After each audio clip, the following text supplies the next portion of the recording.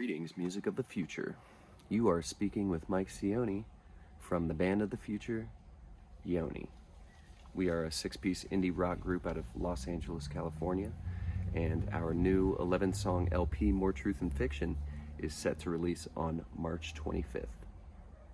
So go check it out when it's out and listen to it all the way through, and then do it again and again and again. Okay, so the idea of More Truth and Fiction is kind of based on the indisputable fact that nonfiction is more susceptible to error than fiction. And that's simply because you're taking an event or somebody's life or a time that was experienced by a huge number of people and distilling it through the mind of a single person or publisher. And I think that fiction is basically the opposite, where you've got a single person's imagination or a single idea that you're broadcasting to a multitude of people. And because of that, each person is able to have their own unique and genuine experience with the art.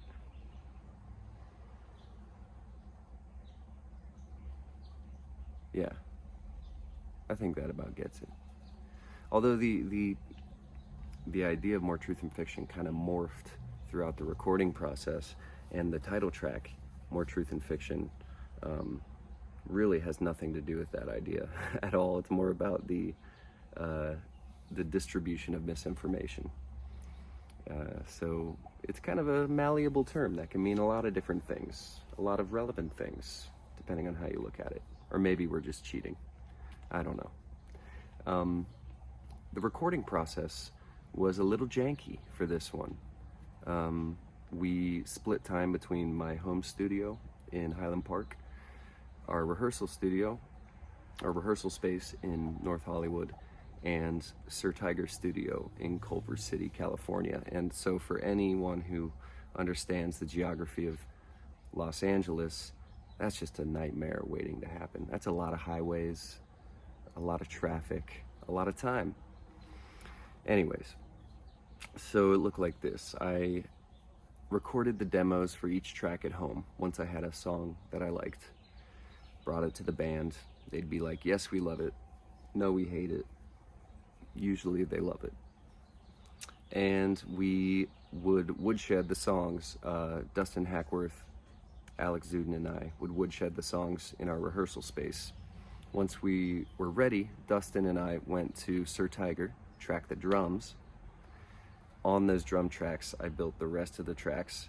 I got together with Jim Birkenkamp, our bassist, Alex Zudin, the keys player, and Megan Misch, Mike Cionni, and Michelle Merritt, who are our backing vocalists and utility players.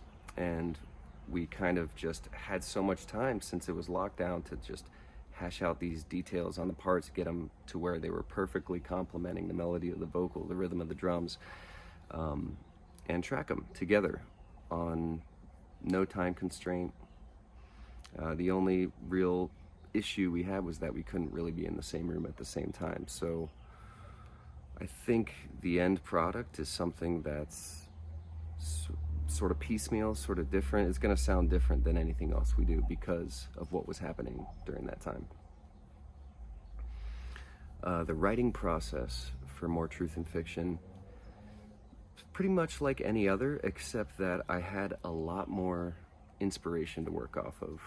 In 2020 and 2021, we were living through the George Floyd protests. We were living through the 45th president of the United States. We were living through a pandemic.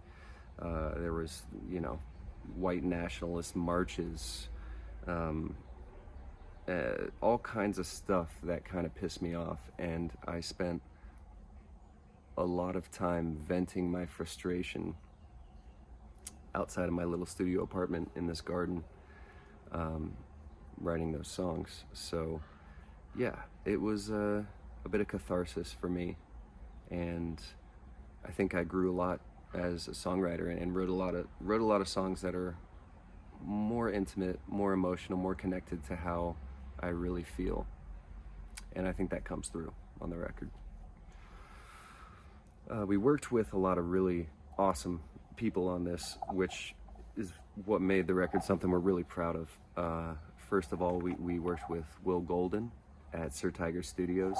He engineered our drum and piano tracks. I learned a lot from watching him work with us. He's amazing at getting great takes out of his artists and keeping a chill vibe, which I think is super important when you're trying to track on a time constraint. We had two mixers on the album, mix engineers. We had Jules de Gasperi of Los Angeles, formerly of France, but he is a master of lo-fi, dancey, indie pop and rock. He's worked with James Supercave and Lohum, and most recently Kunzite, which is kind of blowing up, great band. But he took our more high energy songs and really got them to pack a punch in the mix. And then we also worked with Norbert Lukic, who's a good friend of mine in Sweden, and he brought his trademark lush romantic vibes to a few of the songs that were a little lighter, a little headier, and he actually added some additional production and layers that really made those tracks pop, like The Only Naked Guy at the Party, Waves of Exhaustion, Know Me Both. I mean, he brought the heat, and Brianna, the last track on the album.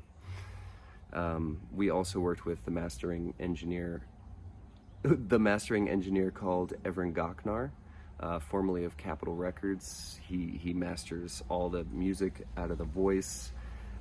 He's a veteran in the industry, and he actually wrote the book on mastering.